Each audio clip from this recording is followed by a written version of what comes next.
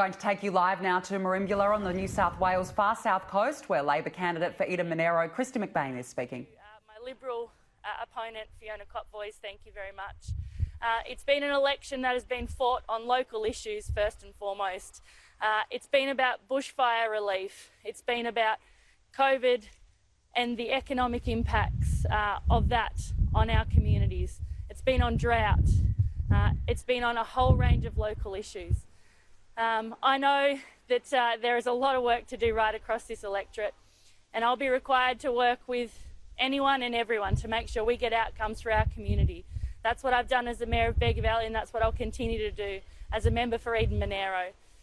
There are many state members across the Eden-Monaro electorate. Andrew Constance, John Barilaro, Wendy Tuckerman and Joe McGurr, and I look forward to working with them all to make sure that there are outcomes for the people of Eden-Monaro. I want to hit the ground running. It's going to be a lot of hard work, but I'm really pleased to be able to represent the people of Eden-Monaro, both the ones that voted for me and the ones that didn't, because I'm now elected to represent everybody in this area, and I'll do my best to do that. Thanks. There was certainly a bit of hesitancy from Senator Kristy McBain last night as we were following the by-election in terms of declaring any sort of victory or predicted victory. So what makes you so confident that you definitely have it in the can? Look, with over 1,000 votes that we are now in the lead, and most of those votes counted, very few votes left to count, it would require about a 63% vote on a two-party preferred basis to go to Fiona for the Liberal Party to claim the seat. So on all metrics, it looks like the Labor Party will secure the seat again. Have you heard from Fiona? She's conceded to you? No. How are you feeling now? Obviously, it was quite an anxious wait last night, a long night. How are you feeling this morning now after the process is all?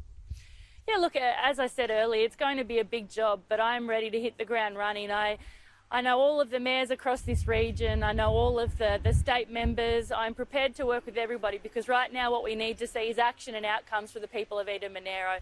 No region has suffered more than Eden-Monaro on the back of droughts, bushfire and now COVID-19, and we actually need to get on and plan for the future of these communities, and that's what I want to get done. In your speech, you said when the spotlight fades on some of those issues, you're still going to keep on fighting. You are now in a position to keep the spotlight on those issues. How do you now intend to use that in Canberra? Look, it's going to require me working with all parties, and that's what I will do. I have worked as the Mayor of Bega Valley with different politicians on different parties with different levels of government to get outcomes for communities. I want to make sure that the people's voices of Eden-Monaro are amplified so that I can take those voices to Canberra, work with those politicians in Sydney to make sure that we get outcomes for this region, and that's my key priority. On that note, what now for you in your role as councillor with the Bega Valley Shire? As I said, I've resigned from my position as Mayor. I am still on the council at this point in time, and I'll try to juggle those roles for now. What impact do you think Mike Kelly's departure had on your vote? Look, we knew that Mike Kelly had a huge personal vote. He is a popular representative. He was a gentleman and somebody that's going to be really hard to follow, because he was a man that put politics aside to make sure that he spoke to people and got outcomes from them, and that's the person I want to follow in their footsteps. Somebody that wasn't hyper partisan. He was somebody that was prepared to work for the community first. What do you say to the argument that your victory was a result of preferences, not so much as Look, it was always going to be a tight race in Eden-Monaro. It always is. It's a marginal seat. As I said, we had swings in some of the areas that I'm from, but it's going to require hard work. I was campaigning for first preference votes for the last 2 months, and I'll continue to work for this community right up until the next election. You don't think it's undermined your victory today? No. Why hasn't Albanese joined you today? Today was about Eden-Monaro. It's about giving a voice to those people who have felt forgotten and left behind. It's about making sure that we will put locals first every time. It's not about leaders, it's about representatives for this area, and that's what I'm here to do.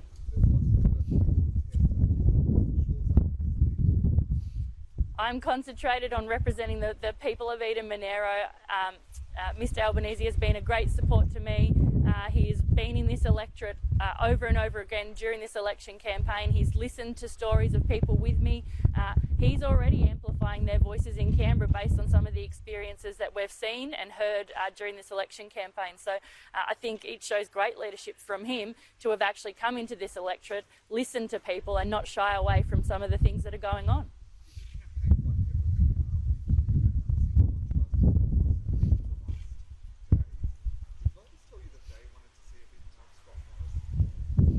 Voters didn't really speak to me about Scott Morrison. Voters were speaking to me about the issues they were having, the experiences they had, their issues with JobKeeper, worrying about what will happen with bushfire relief, worrying about how they're going to make it through to summer, worrying about the future of jobs for their kids in the regions, worrying about healthcare issues, local roads, telephone black spots right across the regions.